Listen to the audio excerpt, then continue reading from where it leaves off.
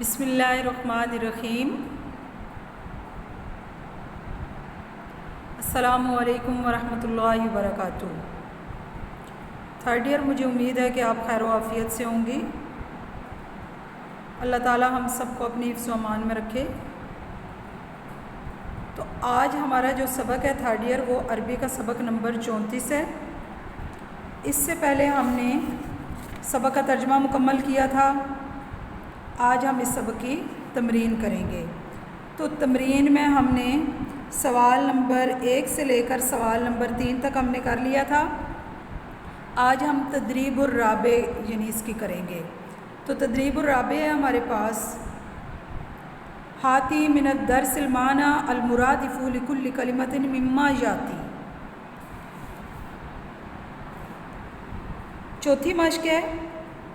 تو عبارت میں درج ذیل جو ہے کلمات دیے گئے ہیں، تو ان کلمات کے کیا کرنے ہیں؟ مترادف لکھنے ہیں۔ جیسے ہمارے پاس الفاظ ہے راجعات، تو اب اس کا مترادف جو ہوگا راجعات کا، وہ مترادف ہے عادت۔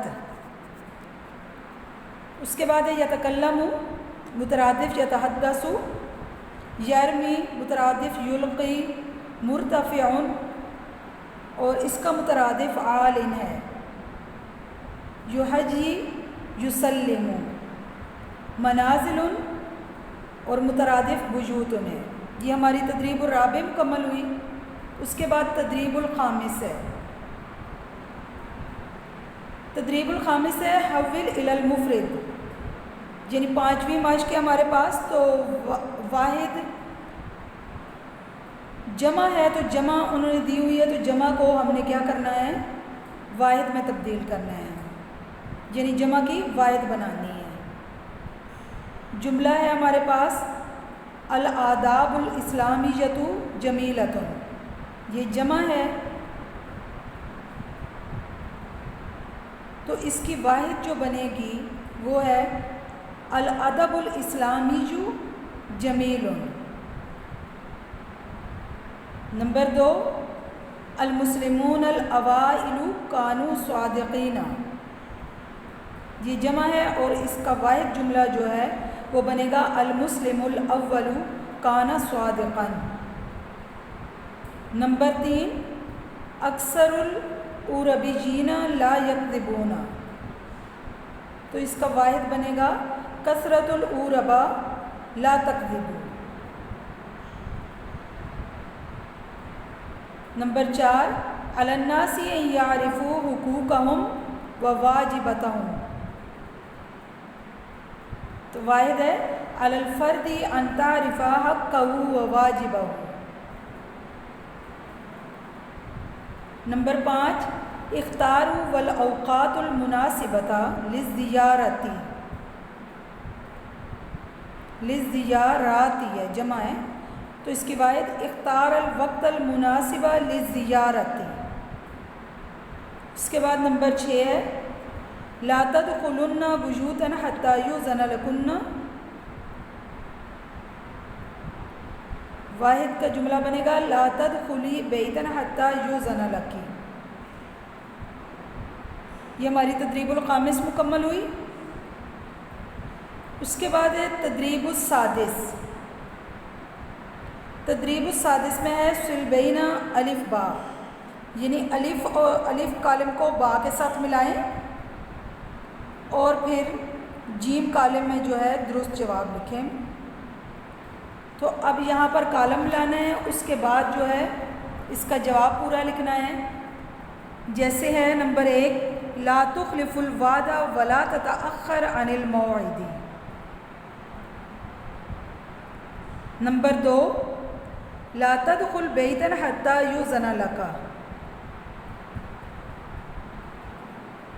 نمبر 3، من الافضل ان تخبر صدیقک قبل ان تزورہ۔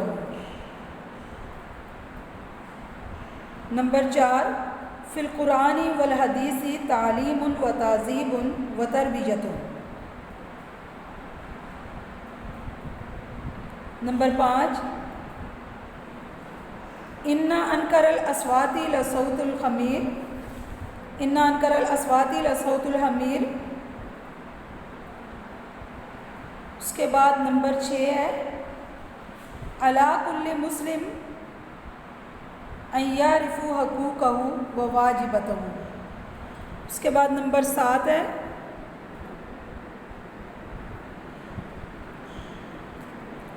من صفات المسلم الحقیقی حفظ امانت والعادی. یہ ہماری تدریب السادس مکمل ہوئی. اس کے بعد تدریب السامع ہے. تدریب السابع جو ہے ہمارے پاس وہ ہے ماذا تفعل او تقول فی الموافق التالیہ، یعنی 7واں سوال ہے کہ مندرجہ ذیل موقع پر آپ کیا کریں یا کیا کہیں گے. سوال ہیں تو اس کے جواب دینے ہیں. جیسے نمبر 1 سوال اذا اردت ان تبصق وانت فی مکان آمن. اس کا ترجمہ میں آپ کو بتا دیتی ہوں کہ جب آپ تھوکنا چاہیں اور اس وقت آپ عام جگہ پر ہوں تو آپ کیا کریں گے. تو جواب ہے اس کا اذهب الى ناحیۃ بعیدۃ وابصق هناک. کسی دور کونے میں جاؤ اور وہاں تھوکو، یعنی یہ کرنا ہوگا نا. اس کے بعد سوال نمبر 2 ہے اذا شاهدت احدا یاکل موزۃ ثم یرمی القشرۃ علی الارض. ترجمہ ہے اس کا جب آپ کسی کو کیلا کھاتے اور زمین پر پھینکتے دیکھیں. جواب ہے آمرہ ان یرمی القشرۃ فی سلۃ المہملات وانصحہ برفق ولین الا تفعل ہکذا. آپ اس کو حکم دیں کہ وہ اس کو ردی کی ٹوکری میں پھینکے اور اس کو نرمی سے نصیحت کریں کہ وہ ایسا نہ کرے. یہ اس کا جواب ہے. اس کے بعد نمبر 3 قبل ان تتناول الطعام، پہلے اس سے کہ آپ کھانا کھائیں تو کیا پڑھنا چاہیے. جواب ہے اقول بسم اللہ وعلی برکۃ من اللہ.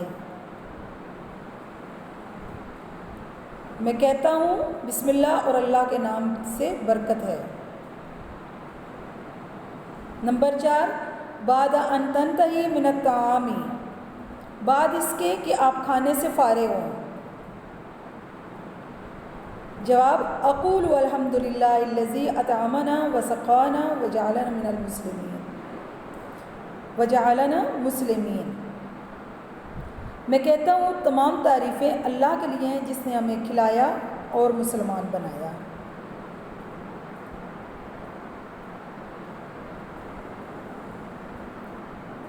سوال نمبر 5 اذا اتاک ضیف وانت غیر مستعد لاستقبالہ، جب آپ کے پاس مہمان آ جائے اور آپ اس کے استقبال کے لیے تیار نہ ہوں تو یعنی کیا کہیں گے اسے. جواب ہے اقول میں کہوں گا انا آسف افسوس وغیر مستعد لاستقبالک، میں کہوں گا کہ افسوس میں تیرے استقبال کے لیے تیار نہ تھا. سوال نمبر 6 اذا احببت ان تزور صدیقک، جب آپ اپنے دوست کی ملاقات کرنا پسند کریں تو کیا کریں گے. جواب ہے اخبرہ قبل ان ازورہ، میں اس کو ملنے سے پہلے خبر دوں گا.